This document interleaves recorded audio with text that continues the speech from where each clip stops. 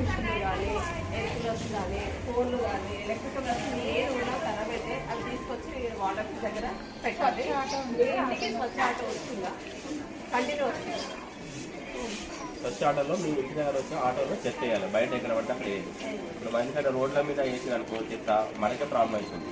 చార్జర్లు అయినా ఫోన్స్ అయినా పిల్లలు ఆడుకునే ఎలక్ట్రికల్ ప్లాస్టిక్ అయినా సరే తీసుకొని చెప్తాము.